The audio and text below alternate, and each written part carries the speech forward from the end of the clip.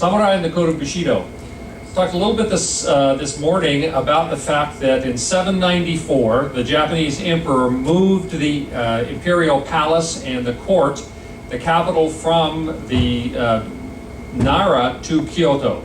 And it started the Heian period when they moved to Kyoto. And today, Kyoto, which was never attacked during the Second World War and is still all of the gardens and shrines.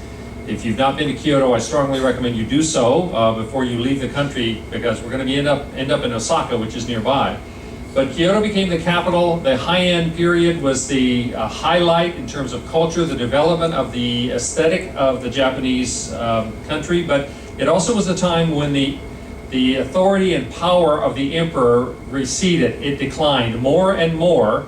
The court kept to themselves. They were not as involved out in the countryside of the area they controlled, and more the daimyo. Daimyo means literally great lands. They were the great landowners and the clan lords. Each of them was the head of a clan of people. And so these daimyos each had their own samurai army, their own military corps. There was no conscripted army that, not a modern sense. Young men, as they were growing up, if they showed some capability, they could be inducted into the samurai, which was a minor nobility. And so this was the military force that existed.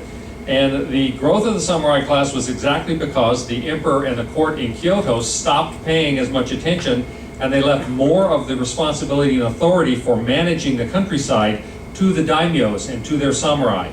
And so eventually, as they got more and more powerful, they began to fight one another. There were a lot of conflicts. Now, this is what most people think of when they think of samurai, and it's pretty accurate. It was pretty much like that. They were a military nobility. Now, these are both models of samurai in full battle armor. They didn't dress like this all the time, but they were a nobility. They were considered necessarily to be not only martial, and that is military in their aspect, but also to be noble in their demeanor. I mentioned earlier they were expected to be able to write and write poetry, be involved in music and that sort of thing. The word samurai literally means one who accompanies or to wait upon, because their job was to care for their lord, whoever it was that they served. And you remember the last talk, or if you heard it the first day we were at sea, on the religions of Japan, Taoism and Confucianism greatly influenced Japan, greatly influenced the practice even of Shinto. And Confucianism, one of the strong elements of Confucianism was loyalty to not only family, but to the person who is above you in society. Very strong emphasis on your place in society and fulfilling it in a responsible way. And so the samurai really picked up that theme. So loyalty to your lord was above everything else. If your lord told you to take your own life, you were to do it. And that was considered the appropriate and honorable thing to do.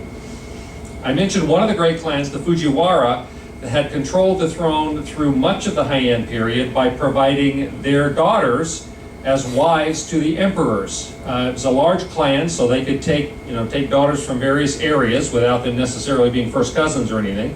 And so during that period of time, because the sons of the previous emperor, who became the new emperor, because their family line maternally went to the Fujiwaras, the Fujiwara controlled much of the country as the regents, the real power behind the throne.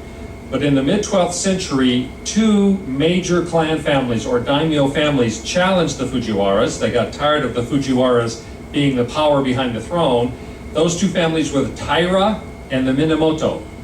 The Taira and Minamoto, two of the most powerful families apart from the Fujiwara, joined their forces. They challenged the Fujiwara family, and they drove the Fujiwara out of power. They tried to make a comeback later, but they were not successful. But at that point, the Taira and the Minamoto were the two leading families, and they went to war. And the Taira won. They defeated the Minamoto, and they ended up doing exactly what the Fujiwara had done. They moved into Kyoto, they provided a daughter for the next emperor, and they began to be the power behind the throne. Well, the Minamoto were not happy about that, or Minamoto, excuse me, and so they, for 20 years, the leader of the Minamoto clan built their power, built their relationships, until finally, in 1180 to 85, there was a major war. which was led by the Minamoto clan on one side and by the Taira, and some of the clans joined with them on the other side. It's called the Jinpai War, and the Minamoto clan ended up, even though they were outnumbered when they started, they ended up defeating the Taira and becoming the most powerful clan in all of Japan. These are all locations, of wars that were part of the Jinpai, battles that were part of the Jinpai Wars, all around Kyoto. Kamakura was the home of the Minamoto family, and so all the way through here, finally the Daimyo Ura in 1185, the Daimyo Ura Sea Battle, which is represented in this painting here, was the final battle in which the Minamotos defeated the naval forces of the Taira and their allies and became the most powerful clan in the country.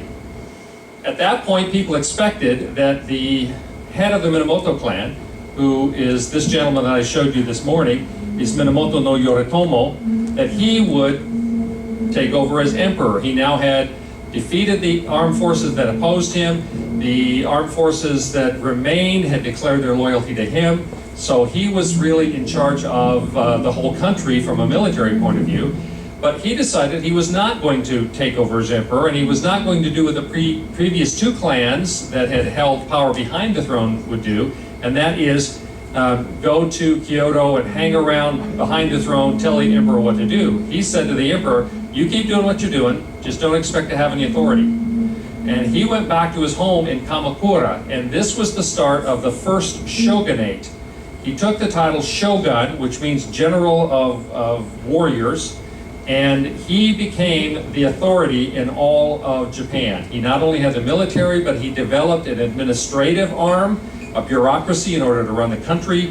This was called the bakufu, which means the tent management, the tent army, and taken from military terms. And he also had judicial. He set up his own, the daimyos as judges. They would adjudicate cases, but he was the ultimate authority. He was the general of the armies. He was in effect the president, and in charge of he was the Supreme Court. He was everything. Everything referred back to him. One thing that they had not experienced before in terms of this kind of war is that the samurai, while they had been under the clans and they gained more and more power, all of a sudden they were the nobility in the whole country. The military nobility, they followed a warrior. The word for warrior is bushi in Japanese. So, as I said earlier in a talk, do means the way of. So Bushido means the way of the warrior. The wealthy landowners grew more and more independent of any kind of control other than from the shogun. They developed and continued to grow their own armies. And in 1192, the new samurai rulers took over, and they would rule the country under the shogun for the next 700 years. The 15th and 16th century, we also, and I had a question about this in a previous lecture, they also had the ninjas. Ninjas were real things. But whereas the samurai were obvious warriors, they carried what's called the daisho, which are the two swords. You can see them here, and you can't so much see it on that illustration. But they carried the katana, which is the long sword, which was the primary weapon. They also carried a shorter sword. Usually it was a tanto, which is a kind of knife. And as one of our guides said, the katana was to kill the enemy, and the tanto was to kill yourself when the need came, if the need came. So they had a middle-sized blade called a wazishaki that they sometimes carried as well, and then the tanto was an additional blade. But they were well known for this. The samurai during this period of time were less than 10% of the population. Some people think that the samurai, all men in Japan were samurai warriors, and it wasn't. It was a special class of minor nobility. About one point during the time of Minamoto, about 1.3 million of the samurai were high samurai, and by that they mean they could ride horses. There were laws that regulated this. You could not ride a horse unless you were of a certain class. Even of the samurai, there were 1.3 million high samurai, meaning they would ride horses. there were about 500,000 low samurai, meaning they could carry the two swords, but they could not ride a horse. So there were very clear class distinctions. The samurai wore a very particular kind of top knot, which was one of the signs of honor, a particular hairdo, that they would pull the hair back and create a top knot. And as I said before, they were considered to be more than warriors. They were supposed to be noble leaders. They were literate. They were trained in calligraphy, in poetry, in music. They were students of various kinds of literature. They would practice the tea ceremony as an act of both meditation and as to be a cultured person. In fact, they had an expression back then, bunbu ryodo. Bunbu ryodo means the pen and the sword in accord. They were to be masters of the martial arts, but also masters of the cultural arts. And so they focused on that. The samurai cause, as I say, was about 700 years, and during much of that period of time, there was a higher literacy rate in Japan during the Edo period because of the samurai than Western Europe. So more people were literate, were reading, there was poetry and literature than there was in Europe during that same time. Some of these armies could get huge. This is an illustration. Most of the high samurai would fight from horseback. The low samurai would fight on foot, and it was like cavalry and infantry arranged in that we think of in the Western style would be how they would fight. I'll talk about their weapons in just a second in terms of how they went about that. Again, the greatest battle, the one that later on put the Ieyasu Toyotomi in place as the last shogun, 200,000 warriors fought in that battle. And so when they got the clans, got their armies together, there could be huge battles associated with this. I had mentioned that during the period of time when they incorporated the Ritsuryo process, they established a very clear hierarchy in terms of in society, especially among the nobles. Well, when the shogun took over, this is what the hierarchy then looked like. There was an emperor that was left on the throne, and there was a court in the same, in the capital city, the court nobility. But they were simply figureheads. While everyone, would bow to the emperor, he had no power to tell anyone what to do, other than those that were close around him. The real leader of the country was the shogun. Underneath the shogun were the daimyos, or the clan lords, the great landowners. Beneath that were the samurai. The samurai were assigned to the daimyos. The shogun had his own samurai army, but they were primarily, their loyalty was to their daimyo. And so this was actually the ruling class. The shogun, daimyo, and samurai were the military ruling class. Below the samurai, there were peasants. Primarily that meant farmers. And then craftsmen, and the lowest level in society were merchants.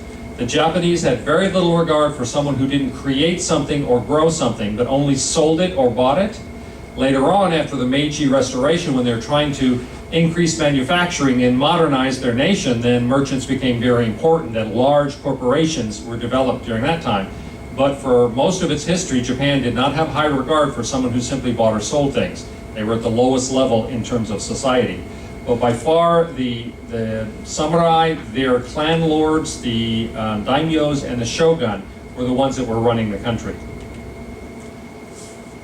This is an example of some of the sorts of weapons that would be used by the samurai here. This is the samurai armor that we'll talk about. The most powerful of all the weapons they used was the keyboard. You see this little guy over here in the corner? No, that's an abacus. He's using an abacus. He's a Buddhist monk. Zen Buddhism was an important part of their beliefs, partly because they lived a very dangerous life. They were confronted with death, either the possibility of their own death or those that killing someone with a sword or a blade up close is a very different kind of thing than firing a gun or dropping a bomb. And so it was very difficult. Zen Buddhism gave them the meditation, the ability both to deal with their own fear and also to deal with the feelings they might have about the people that they killed in battle. So Zen Buddhism was very important to them. The weapons, as I mentioned, primarily the long katana, the knife, the tanto, and the wakizawa were the primary weapons, but there were a number of other things that they used besides the daisho, the two swords. And Daisho literally means big and small. So the dai is always large, primary. Oop. This thing's out of control up here. They would use spears and pole weapons that would have blades on them, like these. And that was especially important to the foot soldiers, since the foot soldiers were going to be fighting against armed samurai who were coming at them with swords. Then the pole weapons, the spears, gave them the best opportunity to defend themselves against an attacking. It sort of equalized the foot soldiers and the mounted soldiers. They used the yumi, which is the Japanese bow. The art of Kyudo is the Japanese art of the bow, the way of the bow, and it was a very highly developed art. Probably not like what you're used to. These bows, you can't really tell, but a Japanese bow, a yumi, is asymmetrical. You don't hold it in the middle, but because they wanted a longer bow so that they would get more pull strength, more draw strength out of it, but they wanted to be able to shoot it from horseback. They didn't have the complex bows that were developed by the Mongols and others through laminated materials, laminated bows, and that sort of thing. So the handle would be 2/3 of the way down on the bow. And they could shoot it from a horse, but when you see them doing that the first time, if you've never really noticed, it looks very strange that 2/3 of the bow is above their hand. But this yumi was a very powerful weapon. They were very accurate, and that's why it was considered an art form to be really good at it. A number of other things, they would use various kinds of staff weapons, clubs, truncheons, chain weapons. They had all sorts of things. The yoroi is the laminar armor that they would wear. It was usually either dried leather, hardened leather. They would soak it in salt water and things and harden it, and then laminate it. They would put a laminar over it, or later on they used pieces of iron, and they would put the lacquer over the iron, and they would then connect them together so that they had some flexibility. Either they will overlap plates or sew them together using silk. They would usually wear silk garments underneath, because if you were ever pierced with an arrow or something else, if you were wearing cotton or some other kind of cloth, that would penetrate into the wound and often cause infection. Silk didn't do that, and so silk was always what they wore underneath their armor when they fought. Later on, after the mid-1500s, when the Portuguese first came to Japan, and they introduced firearms, weapons that would fire bullets with gunpowder, the samurai did start using the tanikashimi. Tanikashimi is a matchlock weapon. It's a gun. One of the best movies, as I mentioned before, about the samurai culture, and the end of the samurai period is The Last Samurai with Tom Cruise. Last Samurai is plural. It means the last of the samurai. It's not that he was the last samurai. But one of the things about that movie that's not quite true is there was a clan who considered it dishonorable to use firearms, and so they were still fighting with bows and swords against the new army that the emperor had put together that used weapons, gunpowder weapons. And so for the most part, the samurai were prepared to accept the use of firearms throughout, from the middle 1500s on.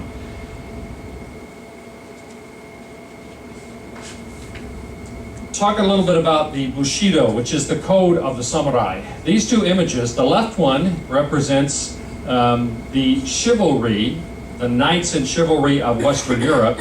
This represents the samurai culture. You'll notice they're both killing dragons. There is a similarity that can be drawn, an analogy. Now, any analogy breaks down if you push it too far, but the analogy can be made between Western medieval chivalry and Japanese samurai Bushido, or the way of the warrior, the code that they lived by. Chivalry really began in the 800s in Western Europe under Charlemagne, the first Holy Roman Emperor. And he introduced, first the church got involved, and the church had to pass religious rules, the penalty for which could even be as much as excommunication. If a knight, which was a warrior in Western Europe, if they attacked peasants, if they fought on Sundays, if they fought on holy days, there were very specific laws, then they could be punished by the church and even excommunicated. Well, Charlemagne in the 800s began to enforce that very rigidly, and while he was developing a warrior ethos, he also focused on a knightly piety, that the warriors in Western Europe, these knights, were supposed to be very pious. This combination of things is where you get the like the King Arthur stories, where these knights of the Round Table are seeking the Holy Grail. They have religious quests that they pursue.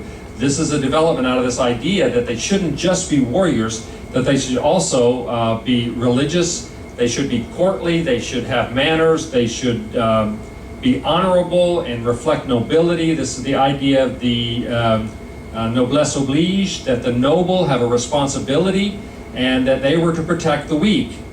All of that was inculcated in Western knights because of the need to control their martial instincts, that they would not be inclined to use their skills to their own advantage by oppressing civilians, peasants, etc. Well, similarly, Bushido in the 8th century really began to develop, and then in the 13th to the 16th century developed in much more detail. The Bushido of the samurai focused a lot on reckless courage, that if your cause is right and you are honorable, then you should have nothing to fear. And the Zen meditation assisted them in that. A sort of a misuse of the code of Bushido later on would lead the Japanese military in the Second World War to banzai charges, where they would rush forward, sometimes just with swords, and be annihilated because they felt like that was an honorable thing to do, to have reckless courage. There was a focus on extreme devotion to family, but even more so to the lord, to the Daimyo, and to the Shogun. Later on, that got translated into dedication to the emperor in the Second World War. There was a cultivation of intellect and of courtly manners, as I said, but a real focus on the martial arts, on being the very best warrior that you can in all manner of martial arts.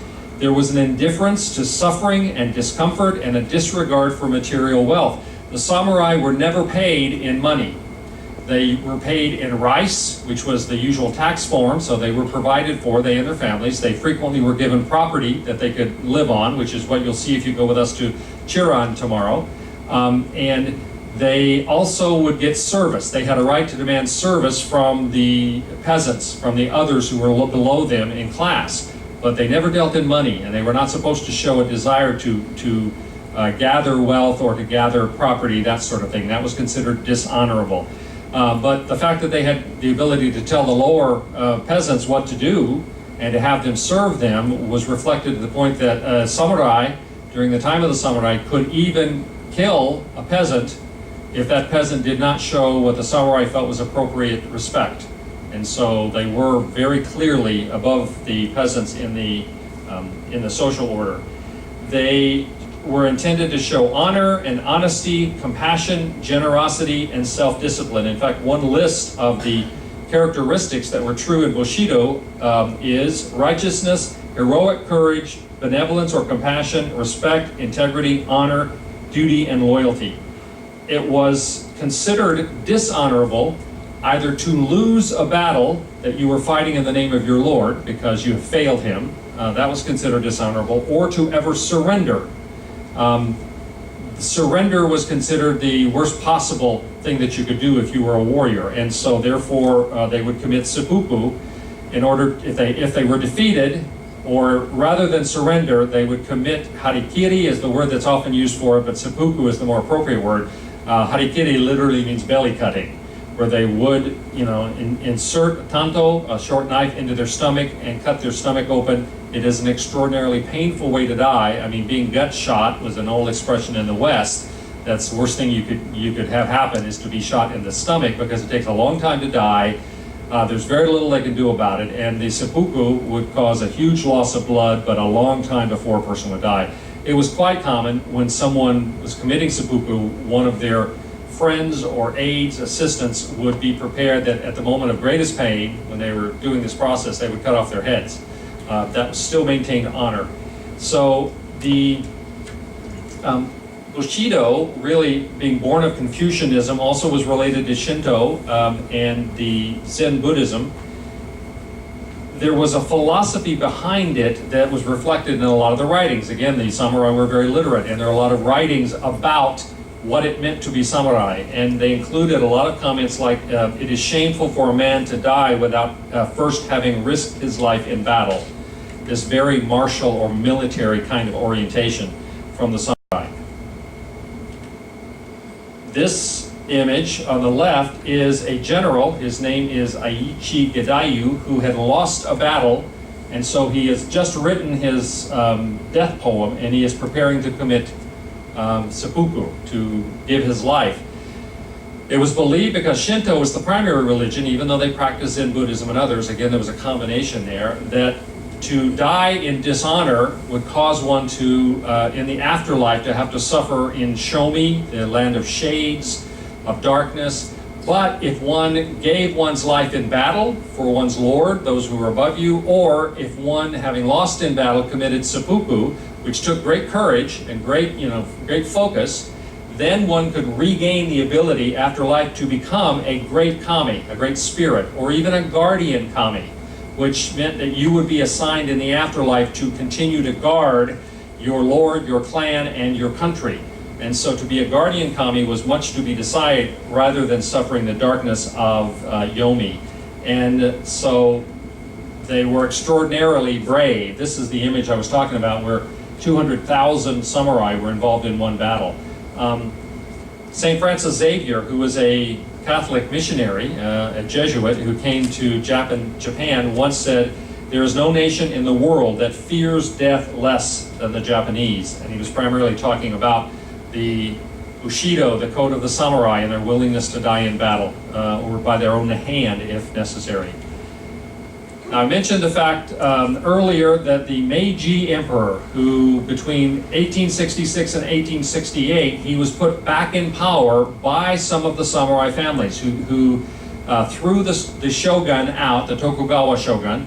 They threw him out, put the emperor back in charge, and so that 2-year war is called the Meiji Restoration.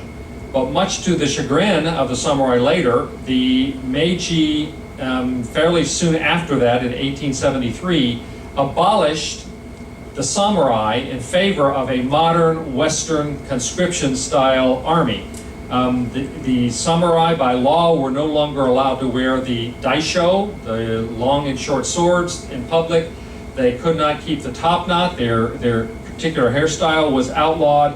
They could no longer execute commoners. In fact, they were made they were still considered a class, but they had no authority as that class, unlike before. They were called shizoku. Shizoku means warrior families, but they had none of the power or the authority that they had previously had as warriors. This was so difficult for them.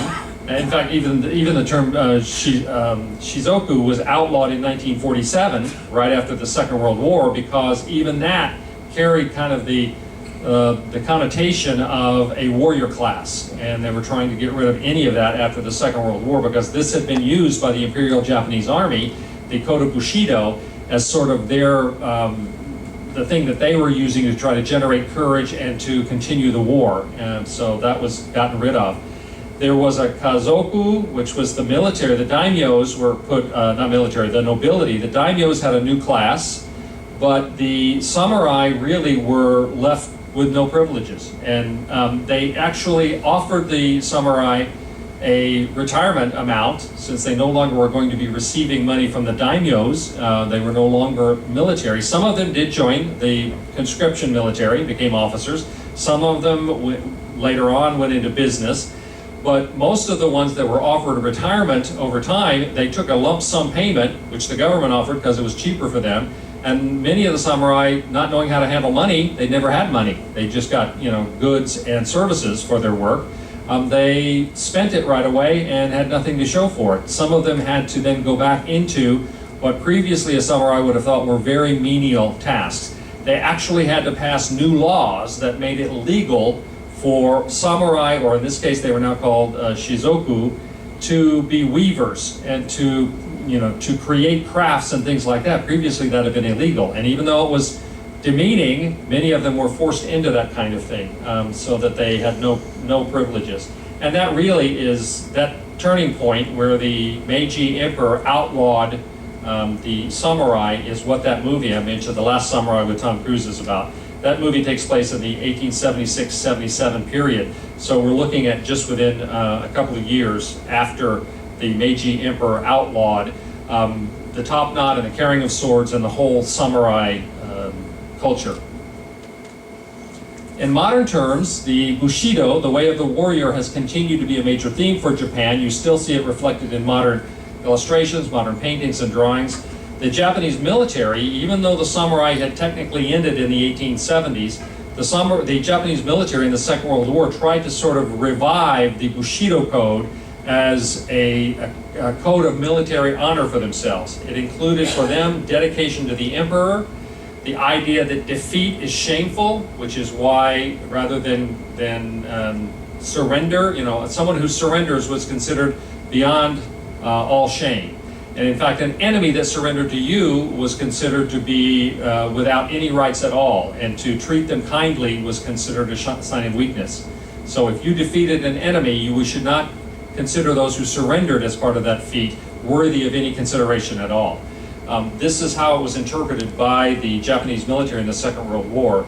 And they would not surrender often because it was just a sign of contempt. Senior officers frequently at the point of defeat would commit seppuku. They would have charges with only swords, even though it was suicidal, because better to die in the process of battle as part of what they interpreted as the code of Bushido than to be taken captive. The Kamikazes, similarly, and I'll talk about those a little bit in the Pacific War tomorrow, they felt better to die in service to your emperor and to your nation by crashing your plane into an enemy ship than to continue to live when it was clear that defeat was very near at the end of the Second World War. And they weren't just planes, mini submarines, divers. There were a lot of different ways in which there were kamikaze or suicide charges done. The code of Bushido has even been used in recent years by Japanese businesses to try to encourage workers to work harder and longer. I'm sure you're aware of the fact that the Japanese workers have it's widely known that they work enormously long hours. In fact, pictures of the subways going to and from Tokyo, from the outer areas, everyone's asleep because it's about the only time they have to sleep. They're home for only a few hours, they go back to work. Suicide has been fairly common among middle-level workers in Japanese businesses because of this expectation that they would give everything to the person that was above them, which is their boss, their manager.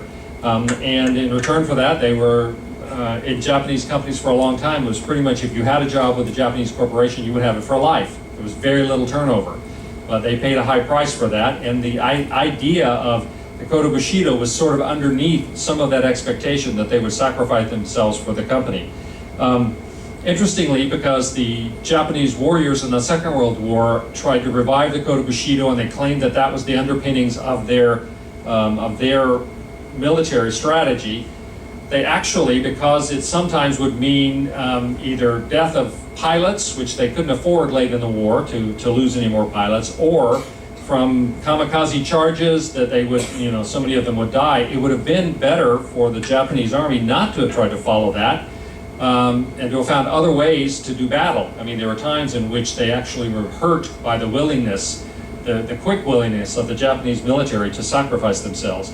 For instance, on Iwo Jima, the general in charge told the Japanese soldiers on Iwo Jima that unless they were able to, each one of them was able to kill 10 US soldiers, they would die dishonorably.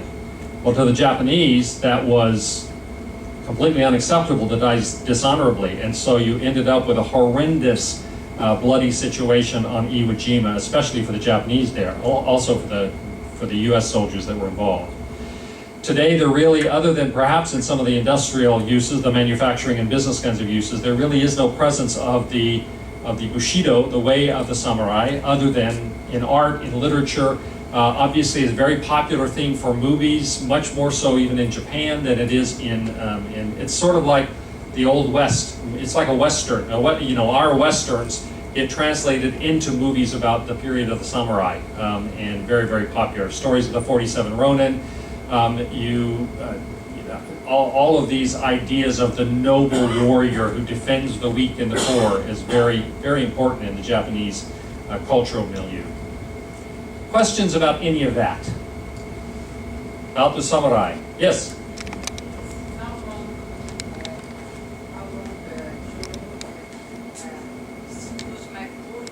It's okay. How long the great influence of the samurai and the decadence? The decadence? Yes. I don't know that you can identify the samurai as having been decadent. In fact, they were very disciplined, and they considered themselves very moral. In fact, I mentioned to you when we were talking about the theater, Kabuki theater, started as a female theater. It was all women, and then after the performances, the women who performed in Kabuki, and this was Ono Kabuki before it later on became all male, the shogun, as a military leader, and the daimyos, they outlawed it because they considered it immoral. So the shoguns, while they had, all of Japan had different sort of sexual lords than we do, then they still were extraordinarily disciplined. And you see that reflected in the whole Japanese culture today, that part of it. Have you seen any trash anywhere when you've been in Japan? And so I think they were very disciplined throughout that whole period. Again, some of the things they did we might consider sort of completely outrageous in terms of killing or executing a commoner that didn't pay them appropriate respect, as they thought. But this, I don't think they would have perceived that as a decadent act, or rather one in which they demanded respect, because that was part of their whole milieu, if you will. Yes? What were the women doing while all this was going on? What were the women doing while all this was going on? The women were considered necessarily responsible for taking care of the home. They would raise the children, they would work in the gardens, etc. The samurai, if they had more land, I mean, sometimes they would be given grants of land, especially if they had served especially well, then they would have other peasants or farmers that would help them. But the wives would be responsible for maintaining the home, raising the children, maintaining a small garden of some kind, and so they very much were responsible for the domestic part of the life. There actually were a few samurai warriors who were women. There is one famous one, Tomo, who dressed in full-face samurai armor, fought a sword battle against another very, very well-known samurai soldier and defeated him. Didn't kill him, but caused him to have to submit. When she took off her mask and helmet and they realized it was a woman, the guy immediately went off and killed himself, because to be defeated by a woman was the most dishonorable thing imaginable. Well, she later on developed, she became the consort of the prince of that particular clan, and when they ended up being on the outs, they were being pursued by another clan.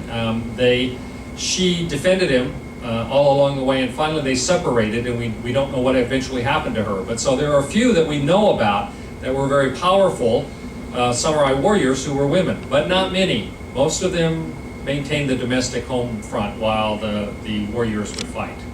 And again, you get a little bit of a picture of that in that movie, The Last Samurai, as well. Tom Cruise should pay me a commission. Yes? Since the samurai just received products and rice, and they had homes and that, what happened to the family if the samurai was killed in battle? If a samurai was killed in battle, remember, all of these were part of clans.